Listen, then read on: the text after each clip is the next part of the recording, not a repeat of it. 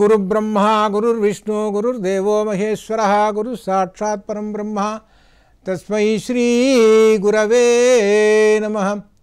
వనమాలి గదీశాన్యై సంఘీ చక్రీ చనందకీ శ్రీమన్నారాయణో విష్ణు వాసుదేవోభిరక్షతు. సన్మార్గంలో మన పండుగల గురించి చెప్పుకుంటూ సంక్రాంతి పండుగ రోజున ఈ మూడవ రోజైన కనుమ పండుగ మనకు ఈ సన్మార్గంలో మంచి విధానాన్ని చూపిస్తూ ఉంటుంది అన్నమాట. ఇందులో ఈ కనుమ పండుగ రోజున ఈ 3 రోజులు కూడా ఈ మన తెలంగాణలో ముఖ్యంగా ప్రతి ఇంటి ముందు కూడా ముగ్గులు వేయటము, అందరూ గాలిపటాలు ఎగరేయటం, సుఖ సంతోషాలతో ఉండటం కూడా ఒక విశేషమైనటువంటిది.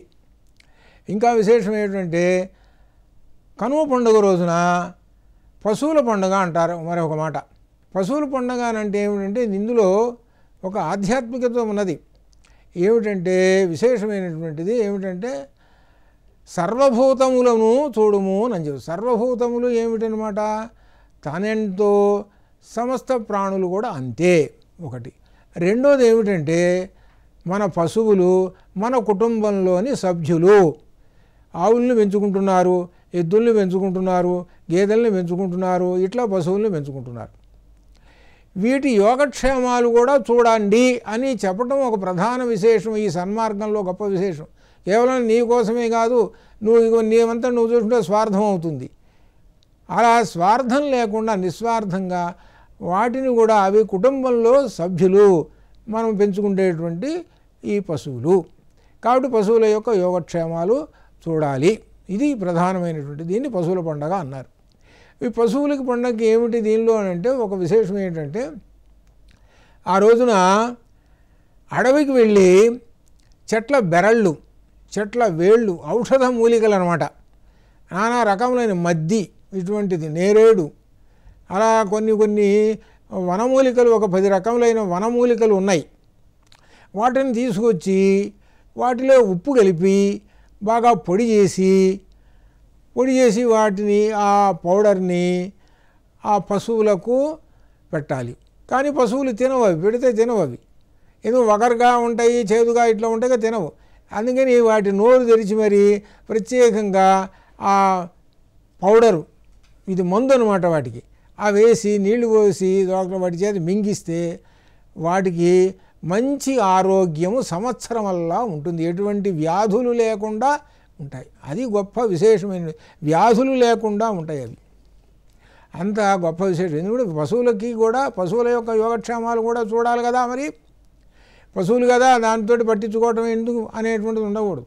పశువులు అనేటువంటివి కూడా పరమాత్మ స్వరూపములే, వాటిని కూడా గొప్పగా చూడాలి. అందుకని గీతలో చెప్తాడు, విద్యా వినయ సంపన్నే బ్రాహ్మణే గవిహస్తిని సునిచైవ స్వపాకే చ పండితా సమదర్శినః అని చెప్పారు. పండిత అంటే జ్ఞానులు. విద్యా వినయ సంపన్నే బ్రాహ్మణే గవిహస్తిని, బాగా చదువుకున్నటువంటి వాడు ఉంటాడు, చదువు రానటువంటి వాడు ఉంటాడు. ఒకళ్ళు ఎక్కువ ఒకళ్ళు తక్కువ అనే భేదభావం లేకుండా సమదృష్టి అట్లా. అలానే ఆవులు ఉన్నాయి, చాలా పవిత్రమైనటువంటివి. అలానే నీచమైన జంతువులు ఉన్నాయి, వాటిని భేదభావంతో చూడాలి అనేటువంటి భావం ఉండకూడదు, సమదృష్టి ఉండాలి. ఈ సమదృష్టి అనేటువంటిది జ్ఞానులకు ఉంటుంది. కాబట్టి జ్ఞానులు ఈ సమదృష్టితో ఉండేటువంటి జ్ఞానులు కనుక వాళ్ళందరూ కూడా అన్నిటిని కూడా సమస్తమైనటువంటి ప్రాణులను వాళ్ళు పరమాత్మ స్వరూపములుగా భావించి వాటికి సేవ చేస్తారు. ఇప్పుడు మనకు పెంచుతున్నటువంటి ఆవులు ఉన్నాయి. ఆవుల్ని ఏమనుకుంటారు, ఆవుల్ని బాగా పూజ చేస్తుంటారు. సహజంగా ఆవులకు బాగా పూజ చేస్తుంటారు, ఎద్దులకి అంత బాగా తక్కువ చేస్తుంటారు. చూడండి ఎట్లా అంటూ. కానీ అక్కడ ఏమిటనమాట, ఆవులు ఎంతో, ఎద్దులు కూడా అంతే, రెండు సమానమైనటువంటివే. ఒకటి ఎక్కువ తక్కువ లేదు, రెండు అన్నమాట. ఆవు అంటే గోవు, వృషభం అంటే కూడా గోవు. గోవు అనే శబ్దానికి సంస్కృత భాషలో 2 అర్థాలు, ఆవు అని ఎద్దు అని 2 అర్థాలు. కాబట్టి రెండింటినీ సమానంగా పూజ చేయాలి, సమానంగా చూడాలి. ఒకళ్ళు నంది, ఒకళ్ళు అమ్మవారు అనే పేరుతోటి చెబుతుంటారు. అట్లా ఇట్లా ఈ విధంగా. అలానే గేదె ఉన్నది, ఆ గేదె తక్కువదా అని అనుకోకూడదు.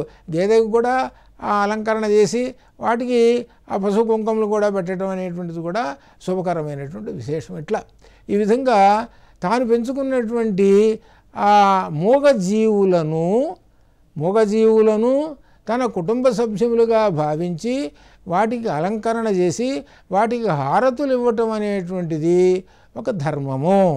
ఇదే సన్మార్గము. సన్మార్గం అనేటువంటిది ఒక సన్మార్గంలో ధర్మం అనేటువంటి సూత్రబద్ధంగా ఉంటుందన్నమాట. ఇది సంవత్సరం అంతా పంటలతోటి నిండుతూ ఉంటుంటుంది. సంవత్సరం అంతా పంటలు వస్తూ ఉంటాయి. ఆ పంటలన్నీ రావడానికి మూల కారణం ఎవరు అనేటువంటి ప్రశ్న కూడా వేసుకోవాలి. ఆవు వలన ఏమొస్తుందనంటే, ఆవు ఉంటేనే యజ్ఞం జరుగుతుంది. ఆవు ఉంటేనే యజ్ఞం జరుగుతుంది అంటే యజ్ఞం జరగాలి అంటే అర్థం ఏమిటి? ఇక్కడ విశేషము, యజ్ఞంలో ఆవు నెయ్యి పోయాలి, ఒకటి ముఖ్యంగా ఆవు పాలు కావాలి, అంతా ఆవు పంచదం కావాలి. ఇట్లా ఈ విధంగా అనేకమైనవి. అనగా ఆవు నుంచి వచ్చేది ఏంటనమాట పంచ.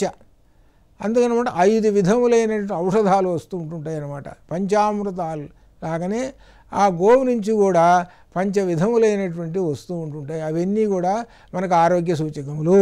ఇట్లా ఈ విధంగా. అలానే వృషభం ఉన్నది. ఆ వృషభము ఆ వ్యవసాయం చేసి పంట పండిస్తుంటుంది. వీటి యొక్క మూత్ర అలానే పేడ మూత్రముల వలన ఆ ఎరువు అయి ఆ భూమికి వచ్చి భూమి నుండి గొప్ప మంచి పంట వస్తుంది. ఇక్కడ ఒక విశేషం ఉంది. గోవు అనేటువంటి అర్థానికి భూమి అని కూడా అర్థం ఉంది. ఎందుకనగా అర్థము ఆ గోవులో ఉండేటువంటి తత్వాలు ఏదైతే ఉన్నాయో శక్తి అంతా కూడా ఆ భూమిలో ఉంది. కాబట్టి ఆ భూమి తీసుకొని మనకు మంచి పంటనిస్తుంది, బలకరమైనటువంటి పంటనిస్తుంది. ఆ ధాన్యాన్ని ఆ ఆహారాన్ని మనం తీసుకోవటం వలన మనకు మంచి ఆరోగ్యం కలుగుతుంటుంది. చూడండి, మనకి మూగజీవులు ఎంత విశేషమైనటువంటి పరోక్షంగా ఎంత ఉపయోగకరంగా ఉన్నాయో చూడండి. పరోక్షంగా ఎంత ఉపయోగకరంగా ఉన్నాయి. వాస్తవానికి ఆ మూగజీవుల వలననే మన జీవన విధానము నడుస్తున్నదండి. ఇప్పుడు పొద్దున్నే పాలు కావాలంటే ఎక్కడి నుంచి వస్తాయి? అన్నం తినాలి. అన్నం ఎక్కడి నుంచి వస్తున్నది? భూమి నుంచి రావాలి. భూమి నుంచి రావాలంటే ఎట్లా? ఆ ఎద్దులు వ్యవసాయం చేయాలి. ఆ వ్యవసాయం చేస్తే ఆ పంటలు పండితే వస్తాయి. ఇట్లా ఈ విధంగా మనకు మన జీవనం సాగాలి అంటే ఈ మూగజీవులు లేనిదే సాగదు. కాబట్టి ఈ మూగజీవులు ఎవరు అని అంటే పరమాత్మ స్వరూపములు. సర్వం కల్విదం బ్రహ్మ అని చెప్పారు. సర్వం కల్విదం బ్రహ్మ, సర్వం సమస్తము అనగా సమస్తం అని అన్నారు. ఏదో వదిలేసేయాలని పని లేదు, అంతా కూడా బ్రహ్మస్వరూపంలే అని చెప్పాడు. కాబట్టి అందుకనే ఉపనిషత్తులు కూడా ఏం చెబుతున్నాయి అని అంటే ఈ సమస్తము బ్రహ్మస్వరూపములు.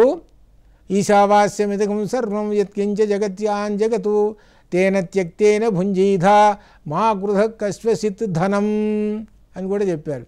ఇది అంతా కూడా ఎవరంటే పరమాత్మ స్వరూపము. ఈ మొత్తం మనకు కనబడుతున్నాయి చూశారు. అనగా సమస్త చరాచర జగత్తు, ఈ చరాచర జగత్తు అంతా కూడా పరమాత్మ స్వరూపమే. ఈ పరమాత్మ స్వరూపమును నీవు త్యాగబుద్ధితో అనుభవించుము. ఇది ధర్మము.